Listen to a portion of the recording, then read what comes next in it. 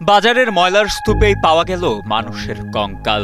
জামালপুরের দেওয়ানগঞ্জ উপজেলায় ৫টি মাথার খুলি সহ মানুষের কঙ্কাল উদ্ধার করেছে পুলিশ।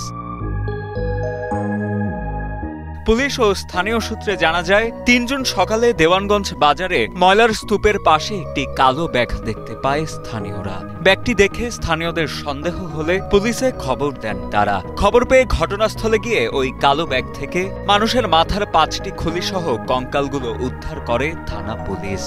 এখানে সকাল 10টার সময় আমরা সংবাদ পাই যে মাথার খুলি মানুষের কঙ্কাল আছে। তাৎক্ষণিকভাবে আমরা সেখানে উপস্থিত হই এবং 5টি মাথার খুলি সেখান থেকে উদ্ধার করা হয়, সেই সাথে মানুষের বিভিন্ন হাড় উদ্ধার করা হয়। এদিকে এই ঘটনার পর আশপাশের এলাকার সিসিটিভি ফুটেজ পর্যবেক্ষণ করে কঙ্কাল চোরচক্রের একজনকে গ্রেপ্তার করেছে পুলিশ। গ্রেপ্তারকৃত সেই ব্যক্তির স্বীকারোক্তিতেও উঠে আসে কঙ্কাল চুরির সত্যতা। চক্রটির সাথে জড়িত বাকিদের গ্রেপ্তারেও তদন্ত অব্যাহত রয়েছে বলে জানান জামালপুর দেওয়ানগঞ্জ থানার ভারপ্রাপ্ত কর্মকর্তা নাজমুল হাসান। এই ঘটনার প্রেক্ষিতে আমরা আশেপাশে যে সিসি ফুটেজ সেগুলো পর্যালোচনা করি।